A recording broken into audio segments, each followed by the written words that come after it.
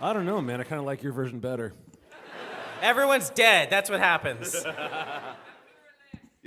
Good morning, RTX London Day 2.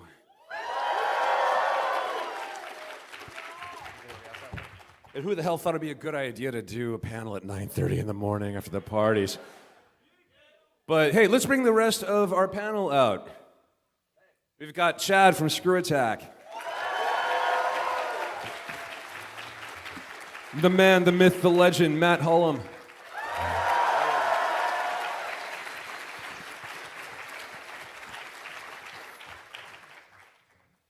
Just like any animation export, something's got to be a little wrong. No sound, that's fine. That's fine. How's everybody doing today? You guys hanging in there? Yeah? Yeah, I was about to say. Little Congratulations. bit. Yeah. Yeah. Get some more coffee downstairs. You'll be fine. Drink water. I thought I was pouring coffee this morning. It was like really thick coffee. It turned out it's something called brown sauce. What is that? That'll still wake you it's up. Like it's like someone tried to make barbecue sauce and missed. I really hope I'm not on the flight back with you. Yeah. Oh boy, that's a lot of brown sauce. Yeah. Yeah, yo. I think they check you at customs That's for what that. this is for. Do you have anything to declare or brown sauce, sir? It's usually Not getting in here. Yeah, I do, but I have a problem. It's not going to be easy to hand over. So, hey, what are we showing next? Yeah. Going to show some other stuff already? Or, Oh, no, we can I don't talk. know. That's Yeah, let's fine. just Hey, talk what's for a up? minute. Yeah. Hey, so, let's all say hi. Yeah. And things. So, who caught that ScrewAttack is now part of Rooster Teeth Animation? Yeah. Thank you. Yeah. So you guys just moved down to Austin from Dallas a couple of weeks ago. Yeah, it's been great. Where we can now abuse you directly. It's more like everyone's so busy. We're like, can't wait till we actually like really get fully integrated. No, it's been really cool being down because everyone's been super welcoming and helpful, and you guys have so much going on. Yet you're still like, everything's going good, right? Like. Yeah, I'm just actually I'm amused right now by your morning after voice. This is still. Dude, I lose my voice at every single convention, no matter what I do. Yeah. Hey, so I'm like, I've watched a lot of ScrewAttack stuff. I'm not like 100% up on you guys, but I've watched a lot of ScrewAttack stuff. Why do y'all have a mannequin at the office, and why does it scare me every day? Why do you got to do that to me? It takes you so long to get used to her. Her name's Jocelyn. Okay. It has a name. I'm gonna keep calling her Oh yeah. No, it happens all the time. And also, we like to move it around. You do, yeah. It keeps you from getting too used to it. For quite a while, we had her just peering creepily into the games department right at Brian Riley's desk. So like, he'd just like look up and she's just like, I think ever since the Kickstarter campaign started, you should have had her like holding like a clock till the end of it or something, just like staring at him. Like, yeah, that'd be great. But yeah, the mannequin exists because we had, originally it was for a different show called The Industry that we did in the past. And then we kind of made her, Lisa Foyles plays a character for Desk of Death Battle. And when you need to do like an ad integration and you don't have the person here, you know what's great? You take some mannequin arms and you have it play with like a box of Blue Apron. And there you go. that's just how I cook. It's very effective. We used to have that, like, we had the same thing back at 636 with the Gus cutout from the short. Oh, that was fun. Hide it all the time and just try and scare everybody all the time. I think my most favorite one of that was actually put them up in the rafters in the break room at stage 5. So people were getting their coffee and they kind of look up like they were just seen from Aliens. So Those are some of my favorite moments. my kids have the most terrifying Gus cutout things that they do. Do you guys remember when we sent the Gus masks in the RT box? Oh, no. So, for some reason, my kids thought it would be funny, like late at night when it was, time for they'll put on the Gus mask and hide somewhere. And for some reason, we'll be mostly naked. I don't know why.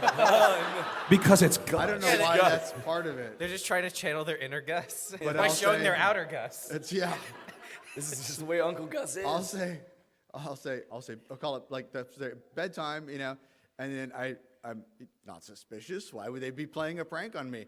and go upstairs and there's no one there, and it's like really eerily quiet. Like you can hear like wind blowing even though we're inside, like, Tumbleweed rolls.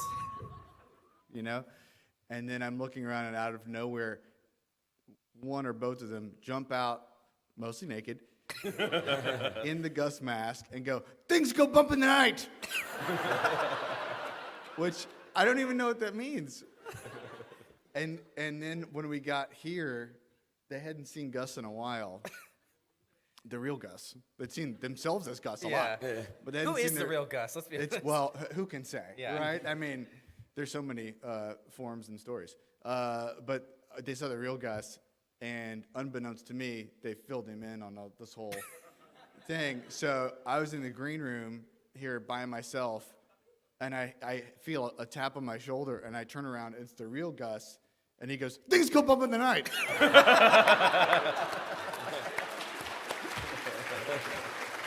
Now, on a scale from 1 to 10, And he was mostly naked. Yeah.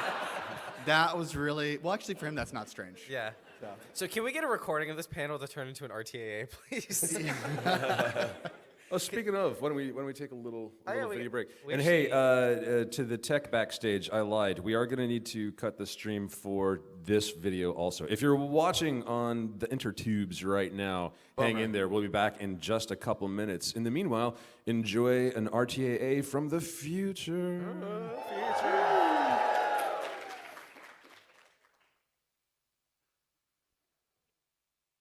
We can cut to the screen now.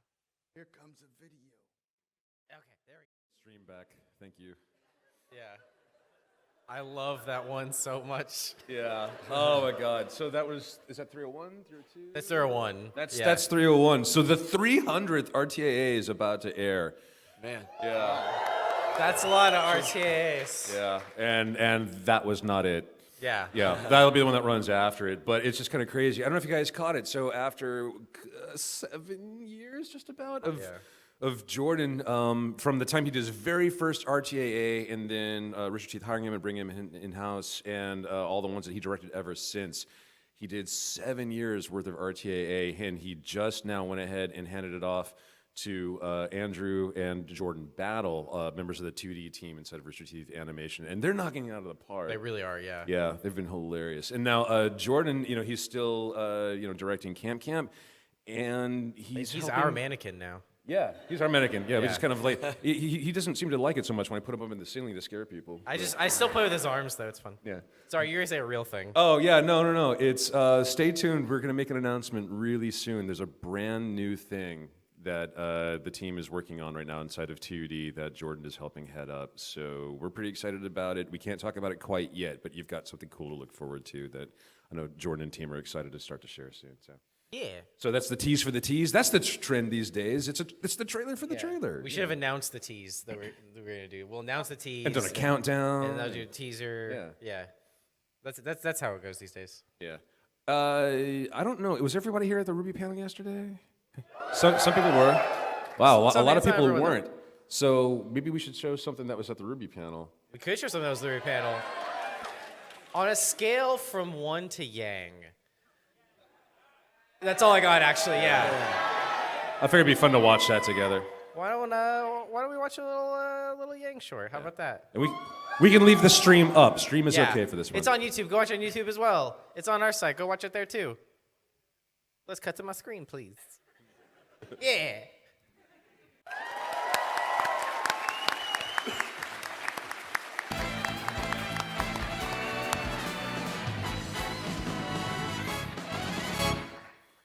Which I thought was an awesome way to get ready for Volume 5. Yeah. Action. Yang. Action.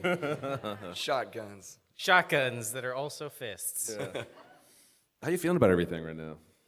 Tired. No, I feel great. The reception to the Volume 5 so far has been amazing. Like I don't think we could have asked for anything better. So thank you for everybody who's watched it, and we're really excited for Volume 5. And we hope you are too. Yeah. Yeah. I'm There's a ton of additional RWBY stuff happening right now. I mean, Yeah. so we've got the. Sorry to interrupt. I just want to say thanks for everybody who comments and sends positive feedback and stuff online. Like it so does help because I know like the entire team just like waits and reads everything that people have to say, like whenever a new video comes out. And like last night, Carrie and I were at the VIP party with everybody, and I was like, "How you doing, man?" It was like, that was a great reception, and like there was a standing ovation yesterday, and it was amazing. And then you were like, "Yeah, I can't get over it. I want to go home right now and read all the comments." Yeah, no, I mean, like, You know. everyone on the crew basically spent like their entire morning just reading like every single comment on every single platform. Like, I mean, we care, and Yeah. it's just cool to see it, and it motivates us more. And when you guys see, the beginning of the season start to come out for RWBY or anything else, it's kind of like the midway point for the crew. Yeah. Where the crew has been working, for 3-4 months, maybe longer, getting ready up to the season. So there's a lot of just anticipation and excitement, just with everybody working, waiting to see what people are going to say and think, and also a lot of exhaustion, right? Because everybody's tired from getting to that point, and then they get to read the comments and see the reactions to people, and that's what powers them to get through the rest of the season. So thanks everybody for chiming in and speaking up, and You guys are- pat on the back for the animators is great. Oh yeah. No, my favorite thing is whenever we have like a newer hire who's never either their first RTX or their first like web release that they see, where they're just like, whoa, they can't believe like how awesome you guys are. Basically, is what it comes down to. I know that's so funny because like I'm trying to remember who it was. There was somebody who had started like I don't know a year or two ago that everybody's reading the comments, but there was one person who was like, "Did you read this comment? But did you read this one? But this one. Yeah. But this one, which is just great." Yeah, no, Really exciting.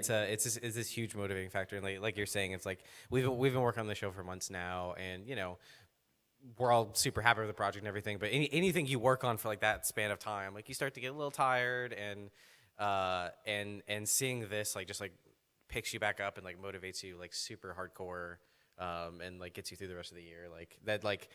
Pretty much for the rest of the year, for our time zone at least, like from 10 to 10:30 is just sitting there, just like waiting for all the comments to come in, and then we read everything. It's So- not just that we tend to overthink things just a little bit. Oh, So what? we everybody's making the show to the best of their ability, but then we have to wait for the premiere, and then we start second guessing some things. It's like, oh, maybe we should have done this differently. I don't know if they're gonna like this part. So just the fact that it's opening night. We're finally out on the stage, and we can finally show things to people. And then the sheer fact that people get into it, and thank goodness people connect with it the way that we were hoping. That it goes a long way. Yeah. It always feels so good just to get it out there. Yeah. Yeah. It's Yeah, just it's one way or another. Let's just go ahead and start it. It's yeah. so exciting, especially it's like how it is like when you have like an episode that you're like especially like excited about and proud of, and then you're like, oh, but then you go into the next one and you're like, oh, it's still not out yet. Like, and you just I just want you to see it. And Yeah, the way our department rhythm works, it's kind of this weird in between. I mean, it's clearly not like live theater where we're doing it live in the moment in front of the audience, but it's not nearly as crazy as working on, say, feature film, where you're working on something for 18 months, 2 years, and then finally get to premiere it. We're at a rhythm right now where, we've got maybe half the season in the can by the time that we're starting to premiere, and so that way we're still working on it while it's starting to go out. We start to see how you're enjoying it or not, and what can we react to? What can we try and strengthen? It is kind of, and still, it's everyone's positive feedback that we get in the moment absolutely has an impact on motivation, like they were talking about a minute ago. So it is still kind of this neat symbiotic relationship about putting stuff out from Rooster Teeth Animation. Keep being awesome. Thank you. Yeah. Appreciate it. Yeah. But- Yeah. there you go. Yeah, give yourselves a round of applause. Yeah, that's true. Pip, pip. Matt, did you understand when you guys were making the first round of RWBY in the back of Bernie's apartment that you were really making the seeds of one of the few animation studios in the entire central south part of the U.S.? We definitely would not have done it. Actually, it's really funny to think about animation in the context of Rooster Teeth, and I don't know, my personal journey at least, because when we started Rooster Teeth, I was still in LA, and I was working mainly in visual effects and animation, and I was in kind of like kids stuff mostly. Like I'd done Scooby-Doo movie and Clifford the Big Red Dog, a lot of dog things for some reason, and SpongeBob SquarePants, and like. Work on SpongeBob? I did. What? Yes. I'm Squidward. I had never admitted that until now. No. I applied the sponge. But I was doing all this animation stuff, and like I worked at Warner Brothers and managed a big team of people. And one of the things about animation that is difficult as a creator is it is slow, you know. And then when Bernie came up with the idea for Red versus Blue, it was very exciting because I was working on these projects that would take like 2 years to get completed and for anybody to see them. Yeah. And then it's like, oh, here's an animated thing we can do where we make 5 minutes every single week. That's very exciting. And also just the way we were able to deliver it to people was just such a radical change that I felt very, excited about the whole process. But then, of course, over the years, as we grew and developed, things changed, and we wanted to add more people and become more ambitious and do different things.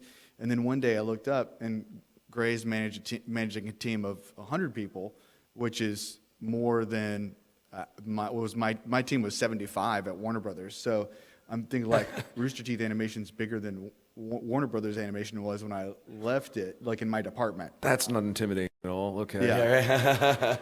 And so it's pretty crazy, but I feel like it's really come full circle. And I feel what is different about our studio than any place else is I don't think we've ever abandoned kind of some of those like new techniques or like more efficient things or ways of empowering the animators that I don't think other studios do. This has started to change. All these things have started to slowly change over time, but like us having a mocap, the motion capture kind of unit, the volume right next to the animators, where like the animators are basically empowered. Like if you don't like your shot, hop up and go fix it. Put on a suit and do it yourself. There's a very radical thing. That's not the way it's done in in traditional studios. A lot of time if you had motion capture, it wasn't even on site. You would have to go to another facility and do it and come back. It was more like a live action shoot where you go and you shoot on a location, and then you bring the footage back and edit it. So like the kind of like the radical speed nature of what we first started with Rooster Teeth, I still feel is very much ingrained in how we do everything in RT animation, which is what I think makes it different, and also hopefully gives it a different energy and a different quality than what you see anywhere else. I would say so. What you're talking about mocap that's exactly what happens, where somebody's like, my shot's due today. I don't like what I have right now. I'm just gonna go mocap another take, and then they'll finish the shot in like 2 hours after that because they went and got a better take. But it's like we're constantly just like adapting, and then everything can always be tweaked and changed and improved, and like we're not afraid to like not work to the last second, but still adapt on the fly and not have to go through this big like rigmarole that I'm sure you do in like Hollywood of like well, does that get approved by this or by this? We just kind of like, no, we'll just do it. Yeah, we just want to have good shots and compelling animation that fits the story and is not too, not too rigid in our system. Yeah. Also, everyone's like so passionate and collaborative. So like, just since we've been down there, like all the other fight animators are like, "Yo, Torian, what's up?" Like, what do you? Like, they'll like, I just see them all the time, just putting their heads together, talking about shots or like how they want to do this, or this feels a little weird to me, and they all give each other feedback. It was like immediately, just because they eat, sleep, and breathe animation, and it's really cool to see. Yeah, I think so much of it's been inspired by the culture, Matt, that you and Bernie kind of set in motion back when we were coming on. How many years of RVB ago was that? But just in terms of empowering the rest of the crew. So if anyone has a great idea, they are absolutely encouraged to pitch it to their producer or their director or lead, and we kind of see what we can do to incorporate that. I like that. We also the way that the history of the department has gone. That Carrie, you were a Rooster Teeth fan who wound up then interning for the company. Jordan was doing, RTA started off as a fan animation project that everyone thought was just so amazing that we brought him in. And by we, I mean them, because I wasn't with the company yet. And, even Monty was the birth of custom 3D animation inside the department. And then to this day, we're still, for the new projects, including the one that the 2D team's about to embark upon that we're not quite ready to announce yet. But I mean, that was pitched by a member of the production art team on the 2D staff. So this was somebody who had only been with the department for, I want to say, a year and a half, who came up with the idea, pitched it, and we all thought it was so cool. We're like, that's the next 2D series, let's go. Then we've got, let's go ahead and do it. Hey, Bach and Gavin, you go ahead and stand up. Yeah, right. so Bring your stand up again. let's talk about one of the next 3D projects for a minute. So we're getting started on Genlock, and totally coincidentally, oh, thank you.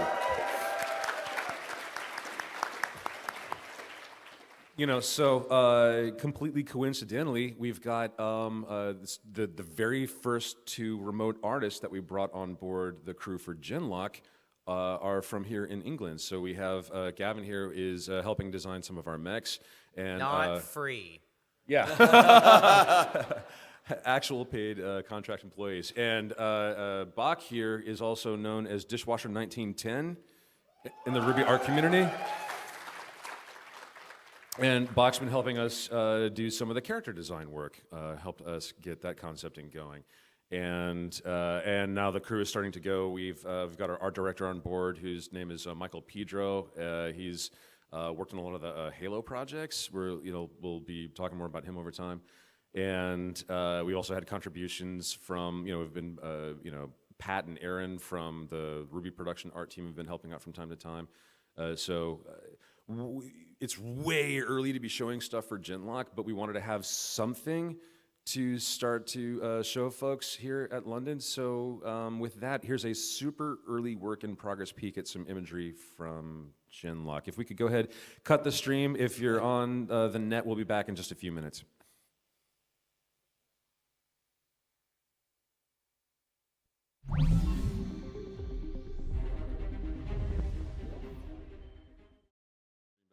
Hello, Internet. Yeah. So, I think back to the world of RWBY for a minute. Yeah. Lots of stuff going on. Lots of stuff going on. So, there's RWBY Rewind, which is going to be the talk show that airs in the middle of the week after a new episode of RWBY that this guy and Issa from the 2D team and fan service are co-hosting. Premieres this Tuesday. Yeah, a Tuesday? Yeah, literally, I fly in like late Monday night, and then I'm gonna wake up and go, and we're gonna do some dry runs of the show, and then we'll be live. All right. That's cool. very cool. Yeah, and the first guest will be Lindsey Jones. So Yeah. So check that out. We've got that. We've got a new little behind-the-scenes documentary series called RWBY, which I guess the first episode of that went up yesterday also. And then we've got the board game, RWBY Combat Ready, that Kickstarter runs until October 30th, and you can check it out downstairs in the show floor. And then we've got this other really cool collaboration happening right now with a little company called Arc System Works. Who here's had a chance to check out Blazblue downstairs? Yeah. I can't believe that this collaboration is still happening, and better yet, I can't believe that we actually have our guests from ARC here today. If you guys want to come on out. No. I mean, it's fine. Surprise. Mori-san, yay.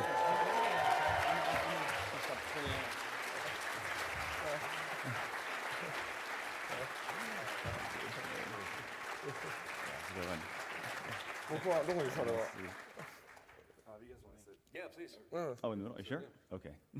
Yeah, here you go. Hi everyone, nice to meet you.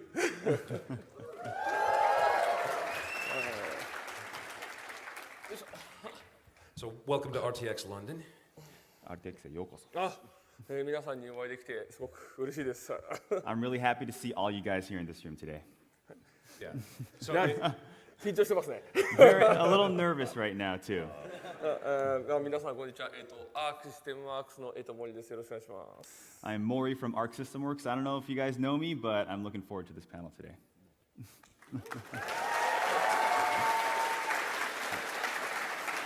いや緊張しますよさてどうします？もう動画に行っちゃっていいんじゃない？あそうですが、まず、本日はですね、こちらの方にちょっと来させてもらった、理由としましてはちょっと皆さんにお見せしたいものがありまして、ぜひ見ていただきたいなと思います。So one of the many reasons I'm in London, besides all the sightseeing, of course, is I had to hand carry this top secret video that I snuck out of the office. So I think Carrie has it on his laptop, and I'd love to share that with you guys here in London. What's up? Yeah, no. You can leave the stream up. The stream is okay. さあ流れるかこ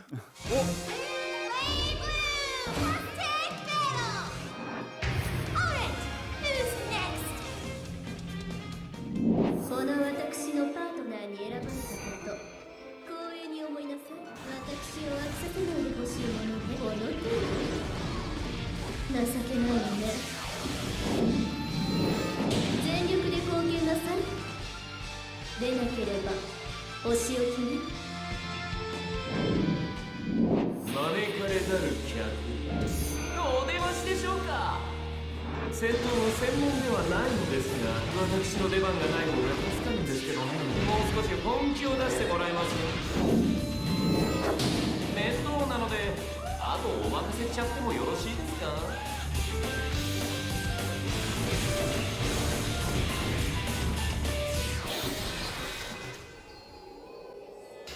We should always be working towards the best practices. There's no time to stand idle. The honor of the Schneid family rests on my shoulders. I'll be sure not to tarnish it. If we're going to do this, we're going to have to do this together.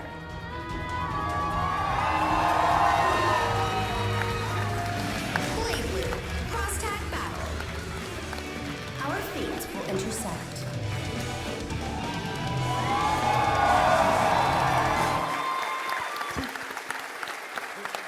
I suppose this is to be expected. That's amazing. 緊張しました Wow, I was really nervous through that. There was like the first hint of my mic's on. Maybe no. There we go. It was like the first hint of sound. Someone just goes, "Voice." Like immediately. There was ice. この瞬間でバイスだってみんな悟ったという。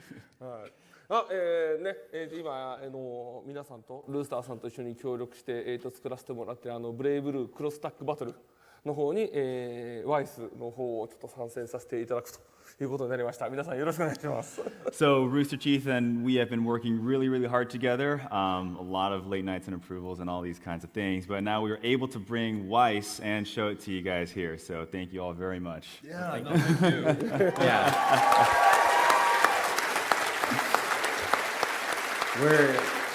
We're honestly like just truly honored to be a part of this. Like we're just so happy. So thank い you やむ guys しろ too. 我々は光栄なんで。そうですね。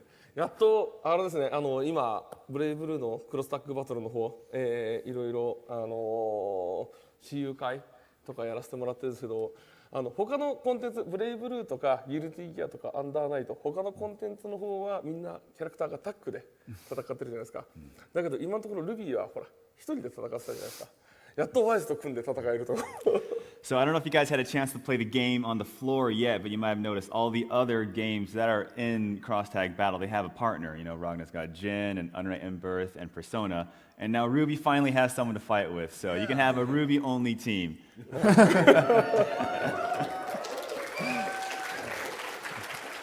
ありがたいでございます。はい。 Thank you. Did you want to say anything about the platforms? ちょっとなんかプラットフォームについてちょっと話しますか最後に。そうですね。さりげなくプラットフォームが発表されてましたけど、今回のブレイブルーのクロスタックバトルの方に関しましては、PS4 と任天堂スイッチと、Steam の方で、発売させていただきますと。So very sharp eye. We tried to sneak it in at the end there on the boilerplate, but it did not go unnoticed. So yes, you guys have noticed it's going to be on the PlayStation 4, Nintendo Switch, and PC for Steam.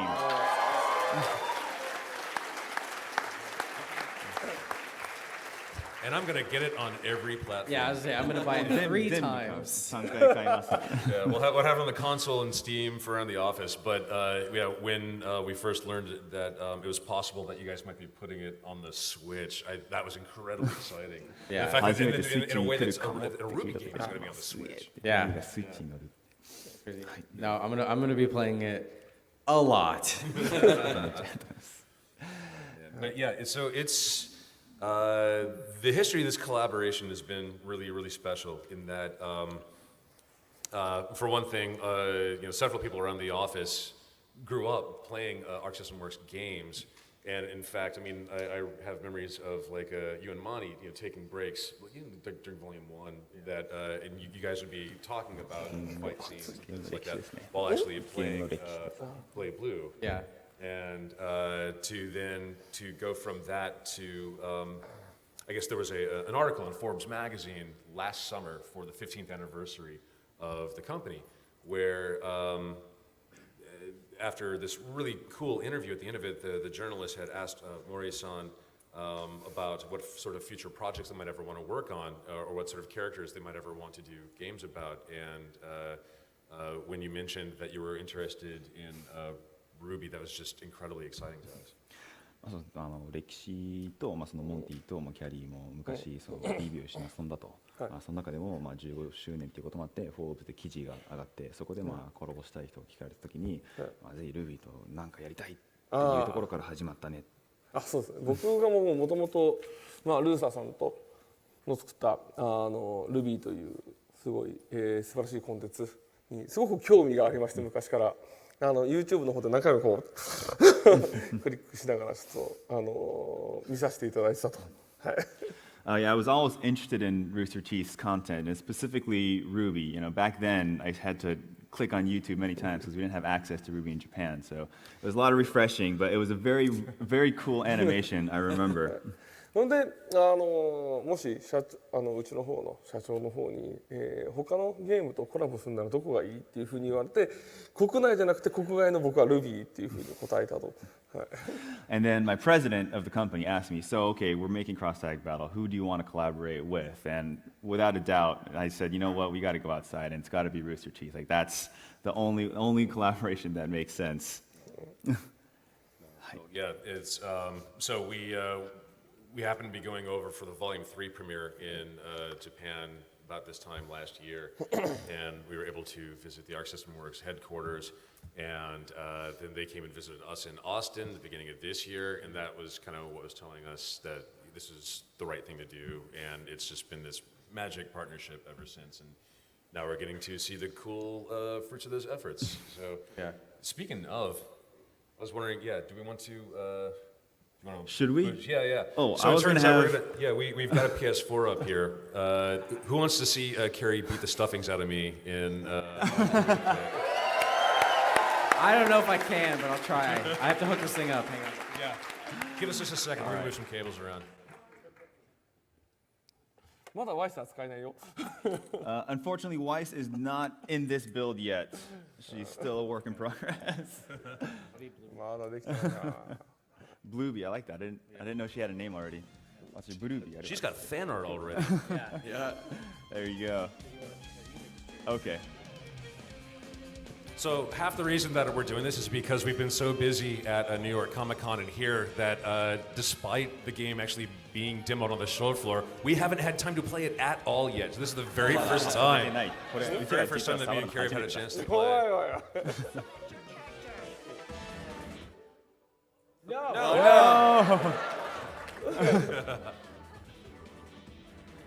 It's circle. Yeah, who to pick? I wonder who you're gonna pick. I want to. Yeah. Oh, did you want Blue? You want Blueby? もうブルービーっていう名前がついてるらしいですよ。何が？ブルービー。ブルービー。うちの小沢はずっと可愛い可愛いって言ってるんで。本当ですか? So one of my developers, every time he plays the game, he's like, "Oh man, that's so kawaii." He sees the character, yeah. Okay. Oh, you have to press circle. Yeah. It's the Japanese style, yeah. And then yes. And you gotta pick your tag, your second character. Ah. Hell yes. タッグだよ、タッグだよ。 Remember, it's cross tag. Tag being the keyword.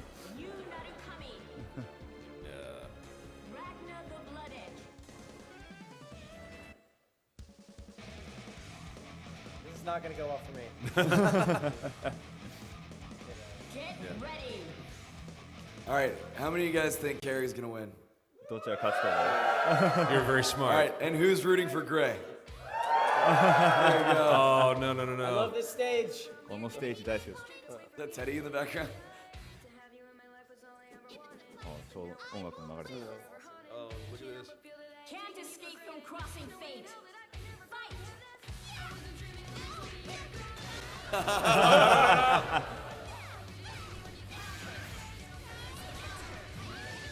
All right, and so Carrie, are you Bluebee or Ruby? I think I'm blue. Okay, Gray is Bluebee, Carrie is Ruby.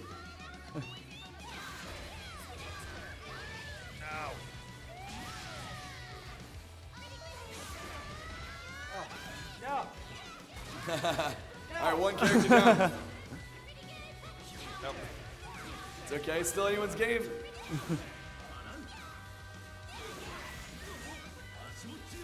Carrie, you need to turn it up, man. It's not going well for me.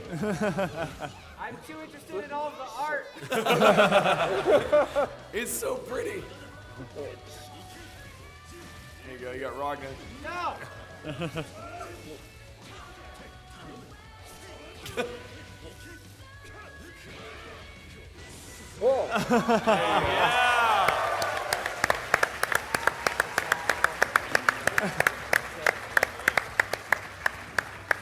Wow, Grace, I think you're sandbagging a little bit there. You know, setting the expectation low, but you knew what you practiced. Yeah, no, Secret. I was just sharking him the whole time. Yeah, that's good.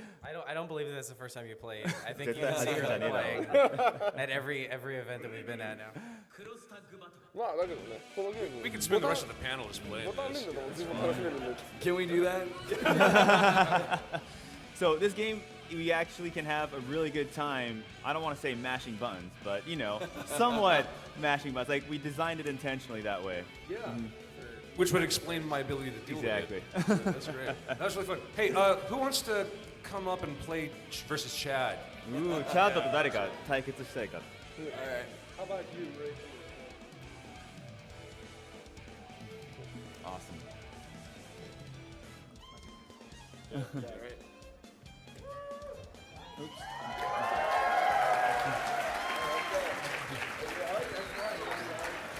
What's your name? Allie. Hey, Allie. All right. Everybody who thinks that Allie's going to win. Good choice. Well, now I just look like a dick if I win. Oh, good. Okay. Please select your character.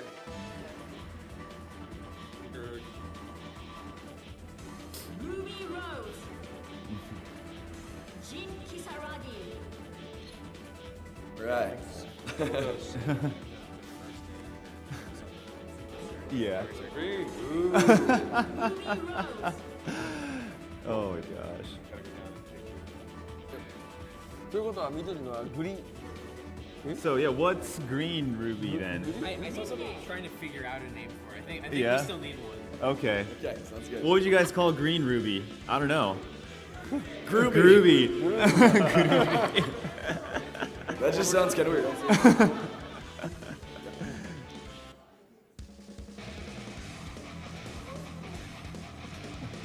Love the music. Get ready.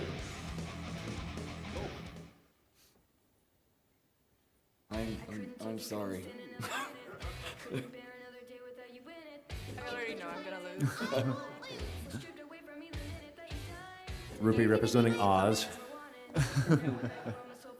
Can't escape Green Ruby looks like she's like a forest elf. That's great.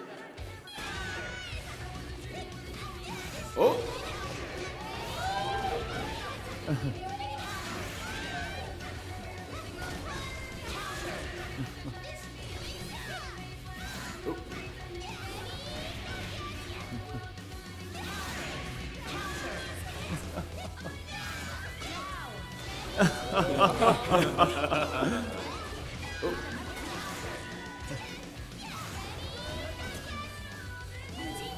Oh, I missed.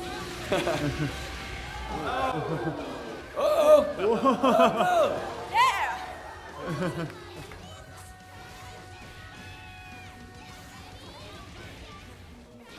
Why is it no? It's not, I'm not trying to spam, I promise. Oh no! Oh!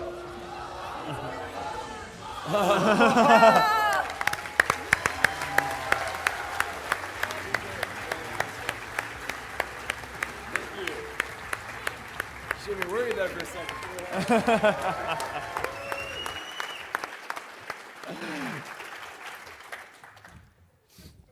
I'm serious. I just want to keep playing. I know. You really just want to keep playing? But I think at this point we should probably just open it up to questions. まあ Q&A にしましょうと。まあもう Q&A にしましょう。Q&A。Q&A。 Oh, okay. Okay. Yeah, sounds Yeah, good. so let's go ahead and do some Q&A. Awesome. Not if you want to. But yeah, everyone calmly, slowly, orderly, lines. We have a whole half hour that we can hang out and chat. 言わないと僕だけじゃなくて彼らにですよ。もちろんもう全然パネルです。はい。 But any questions you have on anything Rooster Teeth animation or ScrewAttack or Blazblue related? We've got just like a whole variety panel right now. すごいバラエティ豊富なパネルですね。 I think standard RT Anim panel questions, those rules apply. So No spoilers. no spoilers. If it's anything about what's going to happen to this character, wife what about in volume 12? Yeah, don't do that. questions. And no bummers. No bummers. Let's just keep. We're gonna have fun, guys. We're gonna have fun. Yeah. All right, we're gonna start over on this side. Cool, thanks guys. Thank you for suffering 9 a.m. for us. First question, how long did it take to write Ruby? I've always been fascinated, like the production Too process. long. It kind of depends. Like, I think we will write the season over the course of like about 6 months or so, but that's kind of spread out, and that's also we'll get usually like a month or two in where it's like we're mainly writing, and then after that it's writing while directing at the same time, which slows everything down a lot. But I mean, like a typical episode, like if we already have it, completely outlined and like know everything that's happening in it, and we just have to like turn it into a script, it usually only takes about like a week or so. Like we've kind of got that down pretty quick at this point. It's more about the outline and figuring stuff out. Like the script part is not actually too time intensive at this point. Okay, brilliant, thank you. Yeah, thanks, man. Over here. First of all, thank you for everything you do. Thank you for everything you Thank do. you for watching. I don't know what you do, but thank you for it. Thank you. My question is, out of all of the shows that you write for, which is your favorite character to write? You're asking us to pick our babies. Yeah. You can pick two if that's easier. 2 babies. Just say Zwei. Just get it over with. Zwei. Personally, my favorite character to write for is probably, it sounds cheap, but Ruby, just because I really just like her attitude and how like inspirational she is to people. Because that's what I need sometimes. I just turn it, it's a mirror back to me. Me personally, at least.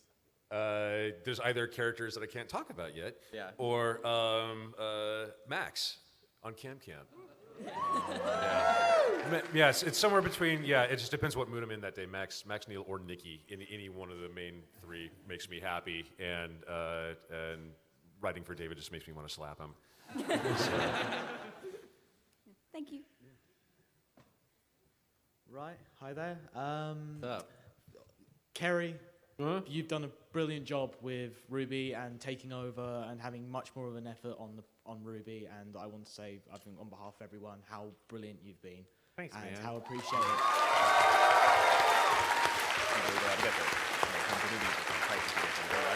And That means a lot, thank you. yeah, Seriously. the real question has to be, since the formation of Rooster Teeth Animation, what has been for you guys the most difficult thing that you've had to encounter? Difficult thing? Yeah, so I know you. Do I need to complain plug that a lot my of it's very ears? difficult, but Yeah, I haven't told you about it yet. I mean, I don't know, like, difficult is weird because it's like even when we hit a challenge, like we always figure out a way around it. You know, I mean, like we try not to let anything get to us too much. I mean, we've had difficulties of like having like servers die on us, and tech issues are really tech, suck. Tech issues are probably like the most difficult challenge, just because it's like, hey, we know that we can do this. We know that we can finish this episode. We know that we can, you know, make this effect work. We know we can do all these things. Oh, it's just gone. It's just broken. Yeah, the render farm's like, not today. Yeah, you will not make it. That's probably like, yeah. I mean, in general, tech issues are probably the most difficult. Yeah, or just if life in the universe just has a way of testing you when you least expect it. Yeah, I mean, there's some more obvious answers, but but I mean, like it's but it's we could rattle off any list of things, but if I've been taught nothing else over the years, it's to have faith in this crew. That we can just kind of get through anything one way or the other. Everybody will go to the wall, regardless of the situation. Everybody will, help out even more above and beyond whatever their normal responsibility set is. We've got some really, really smart and passionate people all throughout the department, and even as we're planning productions, it's really hard. You have to kind of get used to dealing with a ton of unknowns, and I think this goes for any creative endeavor. So, I mean, for anyone who's thinking about getting into this or any other aspect of, just the creative arts, is you can't get freaked out by not knowing exactly every step of the way and not knowing, having every little detail already planned out in advance. It really helps to have your plan. It helps to have things sort of scripted out in terms of how you want things to go, but get ready to get really flexible because life is going to throw some surprises at you. Like water. Yeah, and it's just about almost getting ready for the unknowns. It's almost like having fun. Yeah. With the almost unknowns. like having fun. It's almost like having fun. Yeah, I'm not phrasing this very well. Is that the new tagline for Rooster Teeth animation? Almost like having fun. Almost like having fun. Yeah, so that'll be our next department T-shirt. Well, I was gonna ask Mori-san, like, has there been anything about developing this game versus the other like instances in the franchise that has been more difficult? Please don't say the approval process. 森さんにもそのチャレンジっていうかこのゲームを制作する中で一番やっぱ難関でこのゲームを他に比べて何が違ったか。まず Oh no. 難関ですか。まずねグレーのチェックが遅いってところかな。We need a faster turnaround from Gray. Which I think really, it might be my fault. I don't know. それは冗談はさておき。冗談だよ、それでね。All joking aside, no, really, that was a joke. I swear, it was a joke. そうですね、やっぱりいろんなコンテンツのキャラクターが出てるので、できる限りみんなが各キャラクターの個性をしっかり強く出して、なおかつ遊びやすさを追求するってところがやっぱり一番苦労しているところですねと。I think the biggest challenge is really getting that perfect balance because we're dealing with 4 different properties here, 4 very unique worlds, and to make sure that that uniqueness still lives on in the game, but at the same time, making it kind of balanced and feel uniform across it. It's like trying to play tug of war at 2 opposite ends, you know? あとやっぱり、グレーとは言わないけど、ルースターに出したチェックがなかなか戻ってこないと。Well, I won't say grade directly, but, you know, Rooster Teeth in general, if you guys could help us out. In many ways. No, I'm kidding. No, really, I'm kidding, though. Thanks for the question. Thank you, man. Thank you. Thank you. Hi, I was wondering, with RWBY, do you prefer to view it as an episodic format or as the long form as you release it on the Blu-rays and Netflix? I'd say personally, I mean, when I'm looking at it, I look at it as more of like the episodic format, just because that's kind of what we set out to do. Is like we want to make an anime, we want to make this show. That's why we have like an intro and credits every week. But I mean, we're still like very, very cognizant of the fact that it's, we turn it into this movie kind of at the end, and we still put a lot of effort into that and make sure it works well. And like sometimes we have to like trim shots, like in the bridging the gap, or we'll add in like an additional insert or something like that. Like we still take our time to make sure that the movie as a whole works well. But you know, I think we definitely, from a production standpoint especially, like we definitely think it was very episodic, because it's nice to be able to go, cool, that's one more down, next one to go, you know, like it's like nice little check marks as you go. I think the analogy that we used to bust out a lot was that also just because of the amount of runtime that we do for RWBY, that you guys are kind of taking the approach of it almost being like a comic or a manga issue release in terms of how much plot you guys might happen to cover per issue or episode, or like kind of that particular episodic rhythm that you were hitting. Yeah, I mean, like we're definitely like thinking about like, okay, like the more, for me, it's like the more episode starts and ends that I have, the better, because like you can you can shape emotions that way and kind of like help shape the flow by like, all right, we're ending on this point, you know, and then we're coming in on this point. So that's why I like the episodic format of it, just because it's nice to be able to use that to help shape the narrative. And I guess you've said before that you kind of prefer television series style storytelling over feature anyway. I do personally, just because I'm more of a character person than I don't want to say a plot person, because that's not true. But it's like to me the characters are the most important thing. So when we have this, you know, episodic, you know, instance of things, we can explore things more, and it's more about taking these characters that you know and love and just like putting them in different situations. And that's why I personally just like TV more than movies, just because I like to see the same people over and over again in different situations. Yeah, it's a bit of a balancing act, though, for sure. Because I mean, so much of the way that we distribute this show, once the season is complete, does rely on the big movie form, which is getting crazier with the longer and longer runtime. Yeah. Oh yeah, wow. Part yeah. 1, Part 2. Yeah, I think going forward, any of our theatrical releases for like Volume 5, 4, we're gonna have to have parts 1 and 2. Probably, the way this yeah. is going. That's fine. That's how. It's a great challenge to have. Yeah, that's how normal anime movies do it. Yeah, sure. But yeah, thanks. Yeah, thank you. Over there. One of the biggest strengths of sort of Rooster Teeth animation shows in general is the characters, and especially the visual designs. And I was just wondering, when making a new character, what is the kind of process you go through to establish that visual identity? Depends on the show. You want to use RWBY as an example? Sure. Yeah. I mean, so for RWBY, I mean, like a lot of times it starts out with, because creating a character comes from different places. Like sometimes we know their name ahead of time. Sometimes we don't. Sometimes we, you know. It always starts from somewhere. It's like we know they're going to be like we've had a couple characters like we know they're going to be this tall, but we didn't know much about them yet. And then it just turns into a lot of exploratory stuff and a lot of references. A lot of times, like our character artist will draw like 8 just different like silhouettes, and it's not even getting detail yet. It's just like, here's what they'll look like from a distance, and we'll kind of start to hone in from there. A lot of times, like depending on the character, if they're if they're a reference to something, like Red Riding Hood, then we have a place to start. It's okay, we want her to have a hood, whatever, the cape. But a lot of it's trial and error, and it's an ever going process too. I mean, like we'll a lot of times, like when we're writing the script, we'll write the description of the character in the script. Then that gets to the concept team, and they'll do that whole process, and we'll get to something where we go, okay, cool.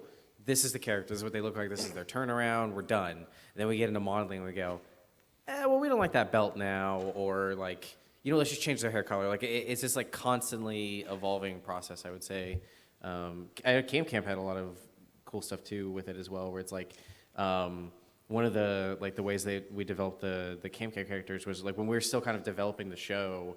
It was me, Miles Gray, and Jordan just sitting in a room, in this conference room, just like talking about ideas. It's like, okay, well, what kind of episodes could we do? Who are these characters? That kind of stuff. And Pat, who was our director in the first season, and obviously our director in a bunch of the shows, he just sat in the room with us and just kept doodling basically the entire time. And he just like, he would be drawing something, and he would hear us say something, and he would erase like, no, okay, that wasn't work for that character, and then he'll do that, and every once in a while he would just like, and we'd go like, more of a fro. Yeah, we should push more of that stuff out too, because like on Camp, there was a ton of iterations of matter of fact, hair size for one thing. Yeah. And then eye style and line layer or not, which was a big debate with Camp. Yeah. And then you know, whether it's Camp, whether it's RWBY or Genlock or anything, like right now, it's for sure, it's what are the story needs? You know, where's this character coming from? What culture? What's their sense of fashion or, you know, independence and personality? And then you kind of go through the process that Carrie was talking about. But then I also have to refer you to the statement from earlier in the panel about how we tend to really overthink things. And yeah, so then I kid you not, to this day, we also still try to, to uphold the tradition of, yeah, but is anyone going to be able to cosplay that? So, you know, we keep wanting to put, like with Genlock right now, working with Bach and Michael, we keep trying to, we want to do some cool stuff. And then we realize, oh, yeah, but like only certain levels of cosplayers are going to be able to achieve certain versions of that look. Maybe we want to shake that up. I hope people understand how to work with EL wire. That's going to be a thing. Okay. And it's also, it's not just that. It's another good question is like, how's it going to look in motion? Because like sometimes we're tempted to put a lot of detail into the wardrobe design. And it just might be too busy by the time it goes through our rendering software and trying to put all the tune shaders and the line layer and stuff on it. So it's this iterative process until you kind of finally stumble backwards into the magic version of it that works. And then Line you move layers, on. dog. Yeah. Line layers. But good question. Thanks. Thank you. Hi. Oh God, I've lost my train of thought.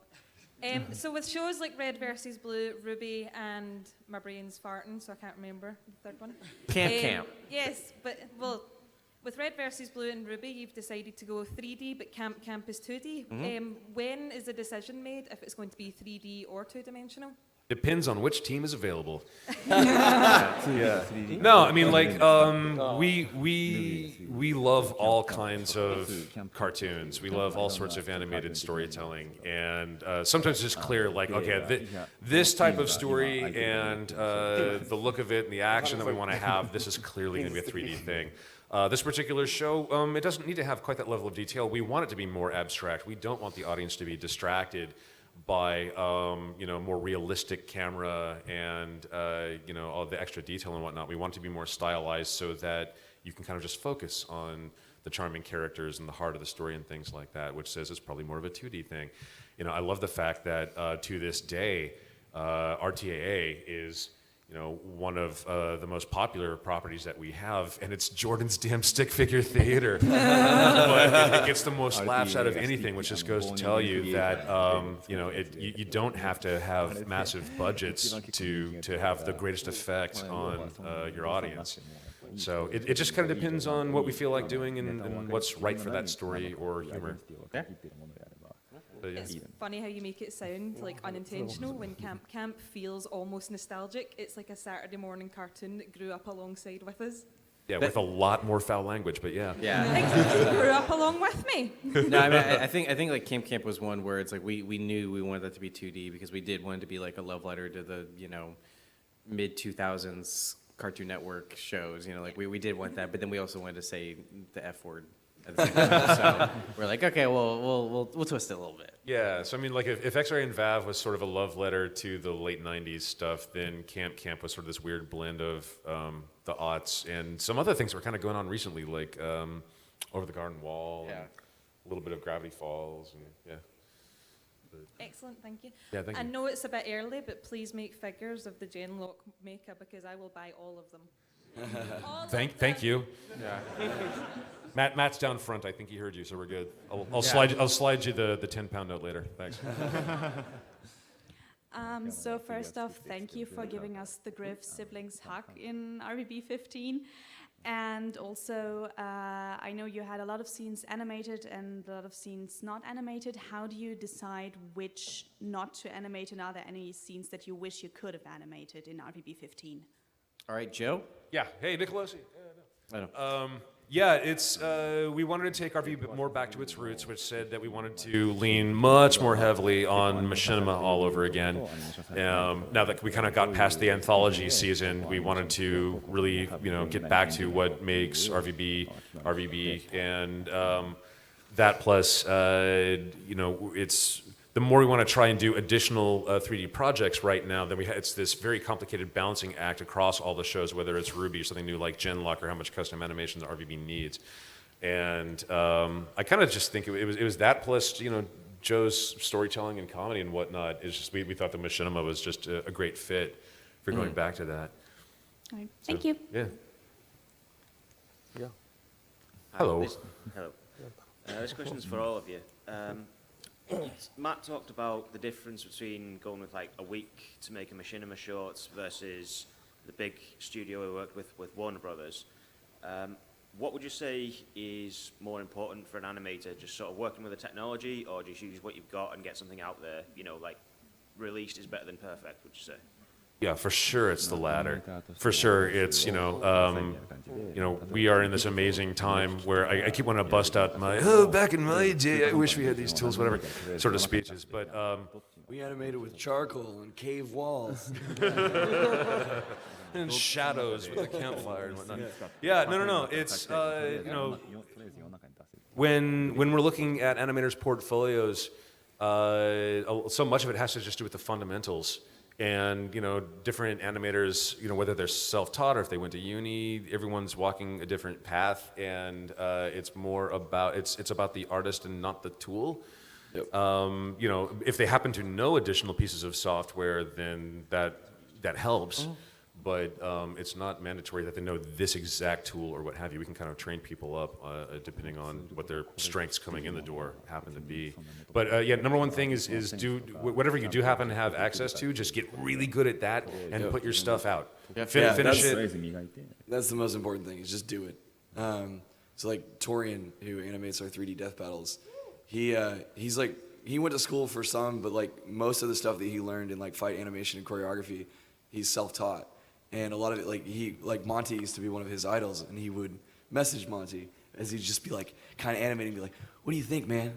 And then Monty would like give him some feedback, because Monty was really cool about that and was really interested in just all animation. And we started working with him because he just sent us he just sent us a thing, and we were talking with him, and we saw it, and then we're like, "Oh wow, this guy's pretty good." And he started having trouble with like hardware, and I was like, "Oh, you know what? Like, he's been freelancing for us for a bit. Like, what if we just send him a computer?" And then we're like, holy shit, like everything went to like the next level. So definitely what came first was just him doing it, and getting it out there. And then the hardware comes later. Yeah. How long does a game typically take to make for you guys? ゲーム制作のタイムラインですね。どれくらいなんですかねっていうゲームの開発の。ゲームはだいたい早ければ1年で、やっぱかかるときは2、3年かかっちゃいますと。Well, anywhere between the quicker projects, about 1 year, but on the longer ones, 3 years probably to make one game. When you guys are hiring up, what do you look for in your animators, for your character animators? スタッフを集めるときは、そのキャラクターアニメーターにどういうものを求めてますか？いやセンスと理解力ですね、やっぱりね。ディレクターがやっぱこういうものをしたいっていうのをやっぱ理解してくれるスタッフを集めるっていうのがやっぱ一番大変だと。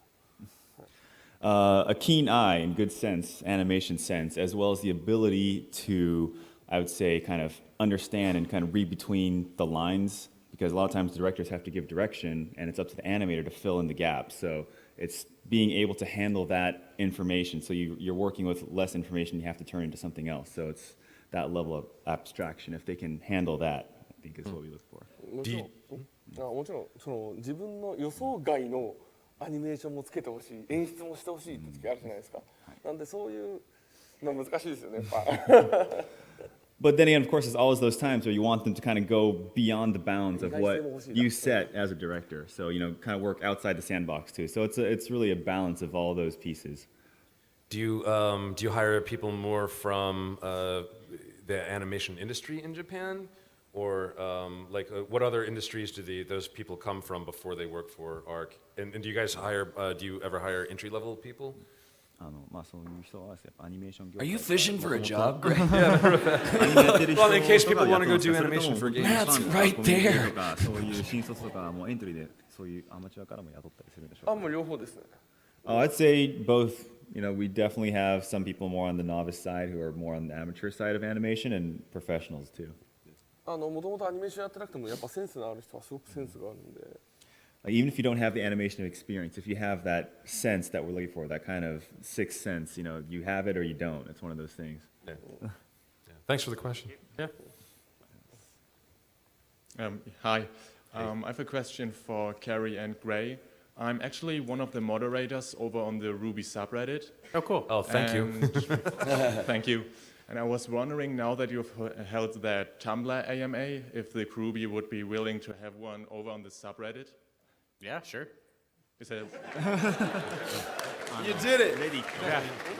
Is there a way to contact you about that? Twitter? Probably? Contacts. Yeah.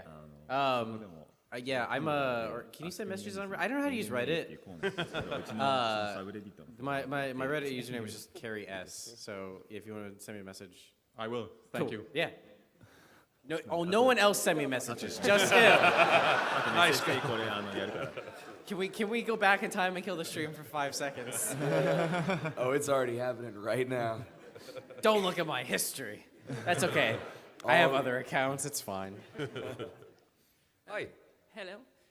First of all, I wanted to say a big thank you because RTA has been a great influence on me. You're mainly the reason I'm an animator today. Awesome. And Hey, yeah, that's great. in a big way, you're why in the past year I went from a graduated student to a animation supervisor on South Park. Wow. So it got me thinking, you've been a great influence on me, so I was wondering, what were your big influence that got you passionate about animation? Yeah. Oh, wow. I'm just a fan of cool-looking cinematic storytelling. So, I mean, I've also done some live-action stuff also, but I continue to find myself drawn to the way that there's a different set of limitations, and some of which that are removed when you're working in animation over live action. It kind of goes back to what we were talking about with the character design. I like the fact that you can do more interesting, that you can communicate in a more pure way with the audience without all the distracting detail of live action involved. I mean, again, I love live action stuff also, but there's something different that animation gets you. I also like the fact that it's even more of a team effort per character performance. That it's not just the voice actor; it's the voice actor, the director, the camera and layout person, storyboard artist, yeah, the animator, and possibly a half dozen animators, and then the visual post team on top of that. editors. Yeah. So I like how many different people can contribute cool ideas to any given moment, to any given gesture, to any given look that a character gives. That's something that's kind of magic to me. Yeah, I'd say my biggest inspirations were Scooby-Doo, Clifford the Big Red Dog, SpongeBob SquarePants. Yeah, right. Yeah. Yeah, I mean, so on that note, some of my most favorite memories growing up were, sneaking downstairs at 6 a.m. on a Saturday. I lived out on the West Coast when I was a kid, and therefore all the American syndicated channels had more animation that they were bringing in from Japan before the rest of the U.S. had it.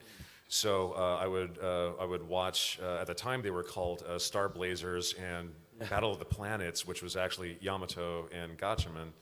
And then all the American cartoons would come on, and I would okay, I would watch Spider-Man for a couple of minutes, and then eventually kind of tune out and go on with the rest of my Saturday.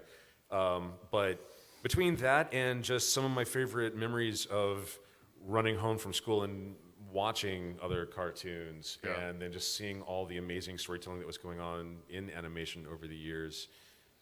Too many influences to name. It's crazy. Yeah. My real answer is a lot of Tartakovsky, so Dexter's Lab and Samurai Jack, and then I think the first big thing that really hit me was Fullmetal Alchemist. I think that was the first thing I was like, whoa, it's a cartoon, but I just cried. That's not supposed to happen. I think those are some of the earliest ones. What about y'all? Yeah. What about you guys? Oh, Early influences. ああ、僕はもうゲーム業界、ゲームを作りたいと思ったきっかけはファイナルファンタジー3です。I can definitely say Final Fantasy III, the game that made me want to make games. だけど今まで RPG 一本も作ったことないんだけど。That being said, I have not developed an RPG yet. Yet. まだってことですよ。まだ。そのうちじゃあ Ruby の RPG 作ります。Should we make a RWBY RPG next? What do you guys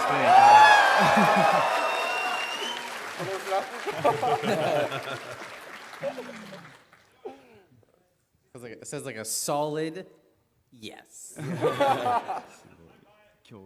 Me too, honestly. Yeah. Chad, early influences. What made you want to do what you do?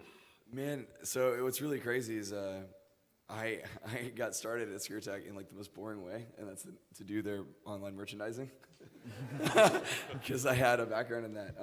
But at the time I was a store manager of a game store, and they would come in, and that like kind of turned me on to the whole world of like internet video, like and that kind of stuff. And I was like, man, this is really cool, like what they do. And so I was like, hey, if you ever need any help, like let me know. And they're like, yeah, you know that tournament I've been telling you about that's like 3 days long over like 17 games, it's all one tournament? It's like, yeah. It's like, will you run that?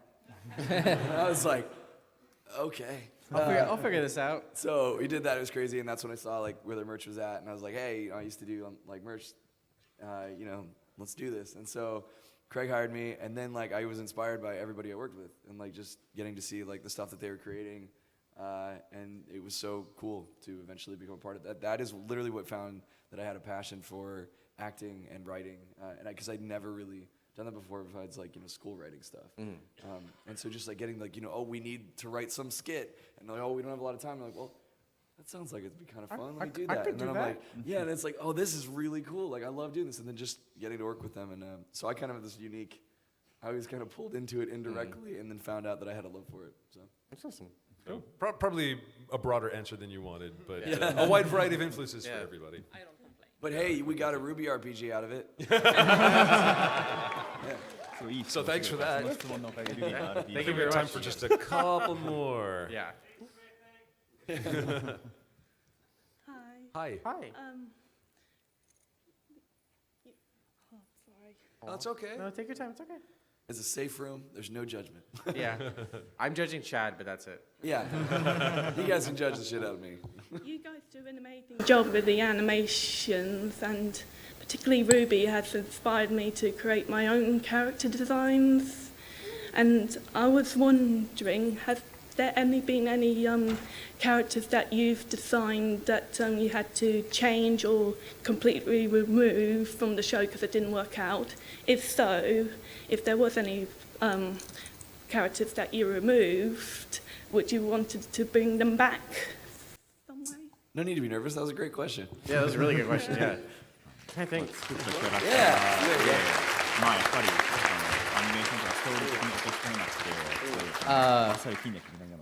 I'm trying. I don't. So I mean, I know that there's some characters that we've kind of wondered when they're going to work in. Yeah, I mean, there's definitely there's characters that we know we want to show. It's kind of where like the way that production works. We don't really have like the luxury of like completely designing a character and then just scrapping them. We have had characters that have gone through like massive iterations, especially some of the newer characters you guys are going to be seeing in Volume 5, where we're just like we want to play with things along. We want to make sure it works really well. But I don't think there's been a character yet so far that we've just like completely.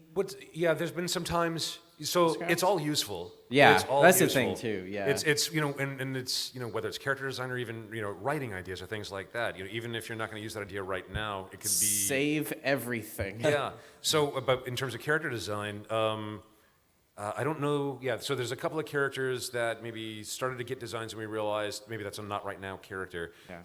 What's really cool is that there have been some concepts for characters when the team was trying to figure out how that character's wardrobe was going to be for their first appearance. How are they going to look for the first year or two? And they might have come up with a look that was a really cool look, but we're like, oh, you know what? That should be like a volume X down the road sort of a thing. So like there's sometimes we'll show you guys, hey, here's some of the roughs for like here's what early Team RWBY looked like, or some of the other supporting characters, using the show RWBY as an example. And there's a couple of designs for some characters that that we're like, yeah, let's sit on that outfit. We don't want to show that off for a few years. No, that's very true. I think that's like the biggest thing that happens is we'll be designing a character and we'll we'll go through a couple iterations and it'll turn into like, all right, here's like 5 different versions. Pick one of them. And it's like, okay, well, I'm gonna pick 2, but please save off 5 because that's going to be a character at some point. Like they work really well. We also just started a thing, and I can't talk about it at all. But we were designing a prop for this season. And we decided that we also needed to concept out other props that went with it, just so that we could make sure they could all be very cohesive. Not modeling them yet; they could still change. But we're definitely at the point where we're starting to like look ahead at things and go, okay, we need to make sure these things are all going to work together later. So we have to kind of have to design them all now, even though we only need 1. So. But again, even if you have to cut something, and occasionally you have to make cuts, don't worry about it. It'll come in handy one way or the other. Even if it's on a different show, you've got those ideas now. So, yeah, thanks for that. Right. This will be the last question. Hi, probably a very broad one, but is there any one shot or sequence that you would like class as one of your favorites from any of the shows you've worked on? Yeah, from me, there are 2 that will always stand out. And again, this is the sort of thing where you're kind of asking us to choose between our various children. It's like I could rattle off 50, but 2 from RWBY that stand out. I like to have one that's kind of a small scale and one that's a bigger scale. The tiny scale one of my favorite moments is making Yang laugh when they launch her out over the Emerald Forest at the beginning of Volume 1, when they're trying to teach them landing strategies. Originally, it was just boarded as like, okay, you see this character flying over, you see this character flying over, you see, and then Yang. But Yang seems to be doing better than some of the other ones, was kind of how it's described in the script. And we had this incredibly charming outtake from Barb, where I think it was a combination of you and Miles had just made Barb crack up in between takes, but we happened to still be rolling. So when I was scrubbing through trying to find the right takes for the dialogue and whatnot, I just happened to hear this incredibly charming laugh, and I'm like, Yang needs to have that laugh. So we put it, so when she's actually flying, she's the one who's actually purely enjoying herself, having been launched over the forest without a way to land. That's really cool. Yeah, and so the fact that, yeah, she just loves of the adventure of the moment. So that was one scale. On the other side of things, it's got to be the episode PvP in Volume 3, with everything that happens in that episode. And then leading up to, I still to this day get chills when Cinder finishes her speech, letting everybody know this is what I've done to you, and then the sirens start. And I still kind of lose it, even just thinking about it in this moment. But I mean, just because it's a combination of you care so much for these characters, and their world is about to come apart. And then behind the scenes, this was the moment that the team had been building to for 3 years, and it was time to go ahead and it's not just about what these characters are about to go through, but it's also about it's time to go ahead and close this particular book in RWBY and now move on to the next large part of the tale, and which is about the characters growing up, is about our team growing up. Yeah, I don't know. That episode means a lot to me. Sorry, what is it from them? Everybody, yeah. Cool. Favorite snippet you've ever worked on? Food fight でしょ。 Food fight. Food fight. Or did you, like thing you've worked on?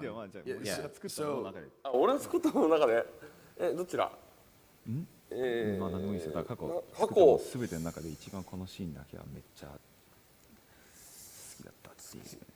自分の作ったゲームだとやっぱ自分のブレイブルー作った時のやっぱエルバーメリオンっていうキャラクターのモーションをほとんど自分で作ったんですけど、あれがやっぱり印象が強いですねと。はい。I mean, of the stuff I've worked on, then it would have to be my baby Blazblue, and of it, the character Noelle Vermillion. I don't know if anyone knows her yet, but I actually hand drawn a lot of her frames of the animation. So that character means a lot to me. That's awesome. That's really cool. あとこの間雑誌でも言ったんですが、ブリジットっていうギルティギアのブリジットっていうキャラクターなんですが、あれ作るときは本当に大変だったと。And the character Bridget from Guilty Gear, before I had Blazblue, I was working as an artist, and that just making that character's animation was. Am I allowed to swear here? Yeah. Come on. Well, anyway, I'll leave the rest up to your imagination. One of my favorite things to do. I realize I'm very sadistic, I guess, because like one of my favorite things to do is like come up with the deaths for Death Battle. And actually, one of my favorites involves Yang, because we did a Yang versus Tifa Death Battle, and you're gonna get a spoiler here. So watch the other ones; it's okay. And we're talking about like, how's this gonna go? We already determined that Yang's gonna win, and Torian and Ben and I were just talking about like how we're gonna do it, like what's gonna be the killing blow. And I'm like, Yang has these awesome like shotgun gauntlets. I was like, what if Yang like grabbed her and then blasted at the same time, and it just snaps her neck, and everyone just looks at me and they're like, that's awesome. Also, I'm afraid of you now. Yeah, but that was a great last question. Thanks so much for that. Thank you. Everybody, have a fantastic second day of RTX London. Yeah. It's been wonderful to hang out and talk. Hope to see you next time. Yeah. Have a good day.